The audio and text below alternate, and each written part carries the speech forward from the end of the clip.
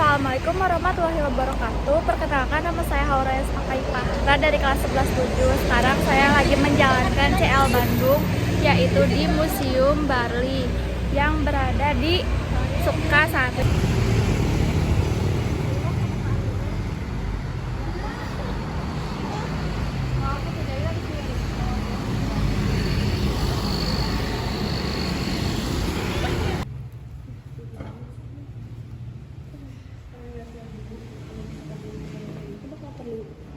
Dokumentasi juga ya.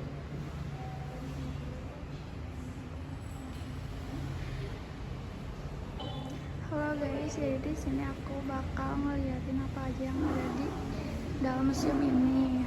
Dan di sini ada meja meja kerja.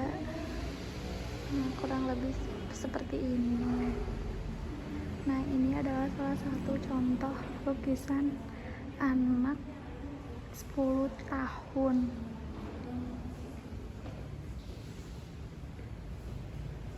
Ini contoh-contohnya.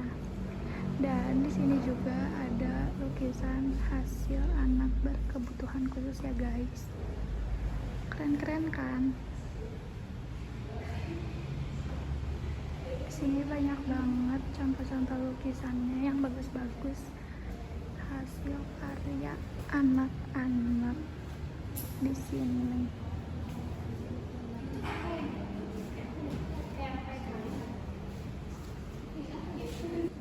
Dan masih banyak lagi ya guys. Ini hasilnya. Keren kan?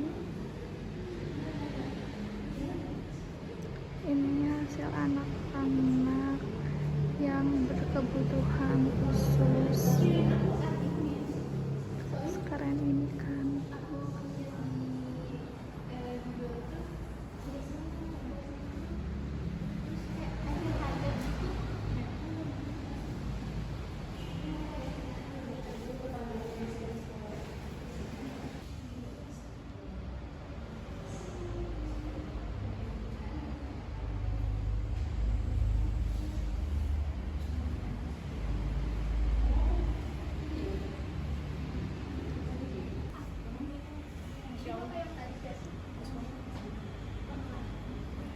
Kerennya.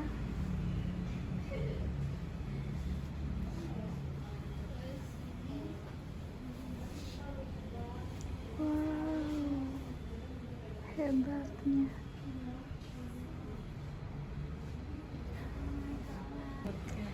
Nah, di sini ada kegiatan usaha produktif anak bumi di Cimahi ya guys. Nah, kegiatan sekolah di Museum Barli. Ya, cuman biar nanti ingat-ingat lagi. Dan di sini juga mereka ada sekolah gratis untuk anak-anak dan ada mainan-mainan gitu. Bukan keren, banyak permainan-permainan. Kan banyak banget di sini guys. Terus di sini banyak tembak-tembakan, pistol-pistolan dan diajarin.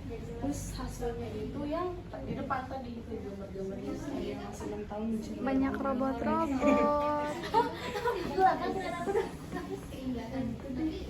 Ini teh apa sih namanya? Jadi ini ada apa ya? Ini apa namanya? ini apa ya? Ini mah komik, ini Kayak di komik. komik. Iya. Sekeren ini. 200 perak. Ya itu masih zaman dulu banget. Keren kan? Jadi di sini ada HT pada zamannya ya. Kayak keren sih, kayak banyak macamnya gitu. Sampai punya mainan sendiri. Banyak banget gitu mainannya, kayak keren banget. Sampai wow. Atau di produksinya di berbagai Orangnya doang atau sumbangan orang lain? Iya kan? banyak banget. Ini hasil dari bar. Jadi di lantai 1 itu ada musola, kantin, dan toilet. Dan aku lagi di lantai 2 ada belajar museum mainan. Sekarang aku mau naik ke lantai 3 guys. Let's go.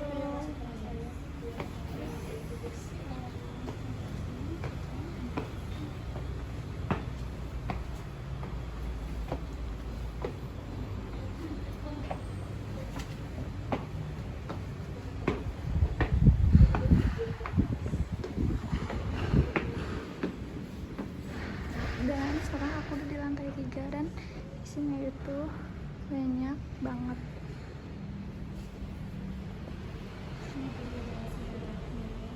Di sini ada Barli pelukis.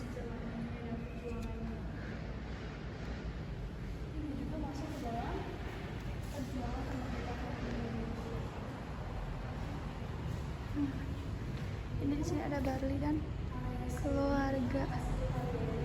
Ini ada Bali dan Satya. Ini hasil karya seni dan tempat pertunjukan.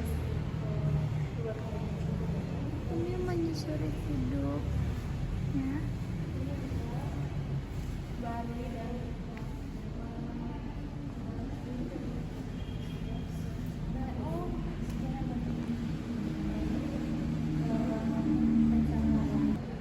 Ini adalah hasil-hasil karyanya.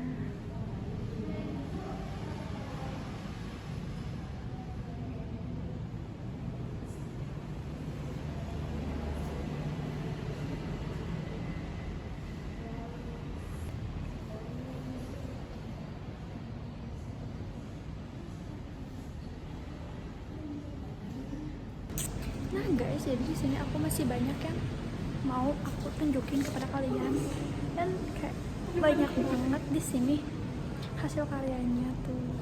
Di belakang kau masih banyak juga guys. Jadi di sini banyak banget piagam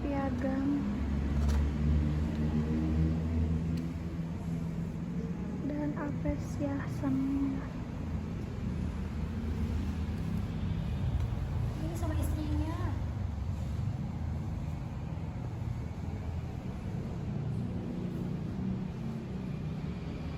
ini ada foto Bali.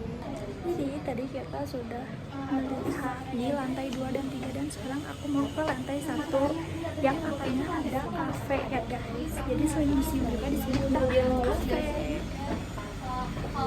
Nah sekarang aku lagi ada di lantai 1.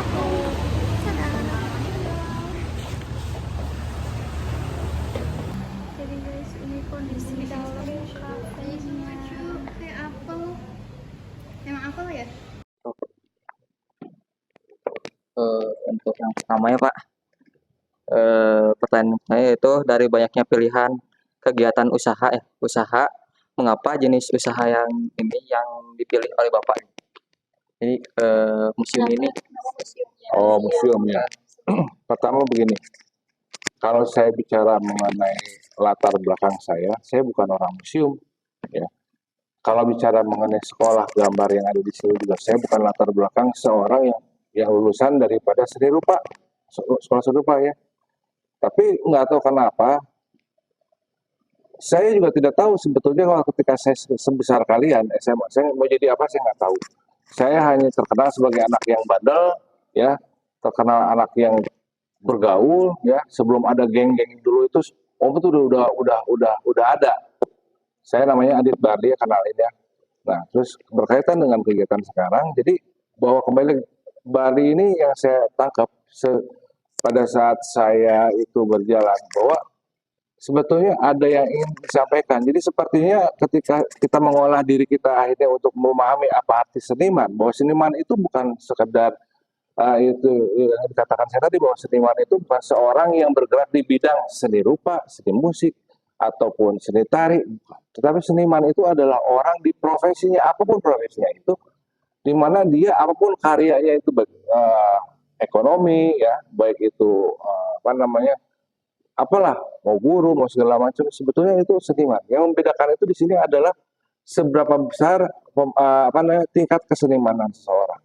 Saya memilih di Bali pada saat sekarang itu karena pertama bukan dikarenakan pada saat sekarang siapa lagi yang meneruskan Bali. Adalah generasi ketiga dari Bali. Di sini yang saya tangkap pada saat sekarang bahwa ada sesuatu hal yang harus disiarkan, ya, yang berkaitan dengan kalau kita bicara mengenai fungsi daripada museum ini kan adalah salah satu pusat informasi kreatif, ya.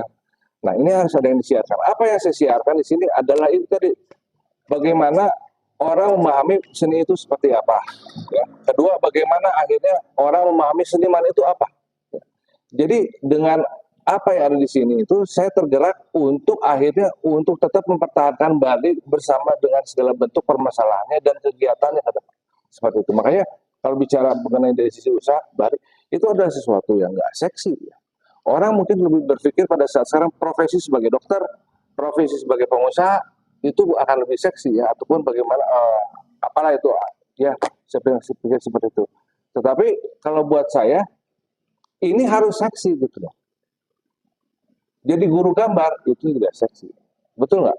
Saya nggak pernah cita-cita jadi guru gambar. Tetapi karena dalam artian pada saat itu ada sebuah kesadaran yang akhirnya menggerakkan saya untuk akhirnya meneruskan Bali ini dengan segala bentuk permasalahannya ke depan. Dengan tujuan untuk menjadikan tempat ini sebagai pusat syiar kepada generasi-generasi selanjutnya tentang pentingnya artis ini bagi kehidupan. Karena berkaitan dengan permasalahan-permasalahan yang terjadi sekarang kan, terjadi perpecahan di mana-mana, betul nggak? Terjadi banyak sekali permasalahan, masalah gangster, masalah apa segala macam. Karena sebetulnya intinya adalah ketika saya memahami itu sebagai seorang seniman kehidupan, bahwa ternyata akarnya adalah pendidikan. Bahwa makanya saya di sini mencoba untuk mengembangkan sistem pendidikan di sini. Ya, otomatis mau bagaimanapun juga dari sisi komersilnya ini menghasilkan sesuatu yang akhirnya bisa menjadikan museum ini tetap bisa berjalan, kan begitu. Tapi di sisi yang lain adalah satu bentuk kesadaran akan adanya sesuatu yang salah dalam sistem pendidikan kita, bahwa apa yang salah? Bahwa sampai dengan saat ini generasi-generasi sekarang kalian ini mereka itu dijauhkan dari salah, betul nggak? Kalian dijauhkan dari salah. Kalian itu yang dituntut itu adalah nilai yang benar, betul. Nah, itu yang saya katakan. Sehingga akhirnya kalian itu tidak menjalankan, akhirnya tidak memahami apa yang sebenarnya harus dipelajari dari kehidupan. Salah satunya ketika kita punya kesadaran untuk bagaimana mensyukuri apa yang Allah berikan kepada diri kita, ya, sebagai investasi untuk kita kita bentuk, akhirnya kita harus punya jiwa-jiwa entrepreneur, betul nggak? Nah, jadi kalau buat saya itu satu hal yang akhirnya menggelitik saya untuk akhirnya saya bagaimanapun juga harus mengembangkan ini dari sisi usahanya juga. Otomatis kan yang berkaitan dengan siar itu harus ada usahanya juga. Jadi itu akhirnya yang saya menjadi alasan bahwa adanya satu bentuk keprihatinan tentang kondisi sosial pada saat sekarang itu yang berakar dari bagaimana penyampaian penyampaian pelajaran-pelajaran di sekolah segala macam. Kenapa kita tidak suka matematika? Ya, karena kita tidak disampaikan secara seni matematikanya, betul nggak? Yang dikenalkan adalah cara berhitung, bukan seni berhitung, kan begitu. Bagaimana tidak disampaikannya? Kalau misalkan guru ini memiliki jiwa seniman, dia akan bagaimana anak-anak itu menyukai matematika, membangun apresiasinya dulu, sehingga dari apresiasi akhirnya ada ketertarikan, dari ketertarikan ada jatuh cinta. Dari jatuh cinta akhirnya mencintai, setelah itu terbangunlah loyalitas. Nah, guru-gurunya saja pada saat sekarang itu kan tidak dijiwai dengan seorang jiwa seniman, sehingga menyampaikan segala sesuatunya itu juga tidak dengan rasa, betul nggak? Klasikal segala macam, benar salah. Anak tidak didorong untuk berani melangkah dalam kehidupan, karena sebetulnya salah pun juga punya nilai bagi kehidupan. Kalian tidak akan pernah paham benar kalau tidak pernah masuk salah. Bukan sebetulnya bukan guru harusnya membiarkan kalian salah, tapi dengan seperti itu kalian akan paham benarnya seperti apa. Jadi sebetulnya juga yang saya mau siarkan pada saat sekarang bahwa sekolah itu tempat menggali ilmu kata siapa. Yang namanya ilmu itu bukan katanya apalagi katanya, tapi harus kata saya. Jadi sekolah itu adalah tempat kita untuk mencari referensi, ya. Ketika referensi itu kita yakini, jalankan secara keyakinan kita sebagai makhluk ciptaan Allah yang paling sempurna. Di situlah kita akan ketemu. Bagus lukisannya, banyak inspirasi juga, banyak pengalaman yang dapat di sini, dan penyampaian dari Bapak juga sangat masuk ke Buat saya. siapa? Bapak Adit Barli. Adit Barli. Hmm. Ya, jadi penyampaian Bapak juga sangat masuk. Jadi saya baru tahu juga tentang di mana museum ini tuh, di balik museum ini tuh memiliki banyak kegiatan yang dimana kegiatan tersebut sangat bermanfaat bagi banyak orang. Oh, alhamdulillah. Terus kalian gimana? Kamu gimana? Ada yang mau disampaikan? Kalau dari saya menjadi banyak pengalaman juga ya, wawasannya juga lebih terbuka lagi gitu. Jadi nggak situ-situ aja gitu ya kita tuh. Jadi saking banyaknya apa yang terimajinasi lah gitu ya. Jadi banyak banget inspirasinya gitu.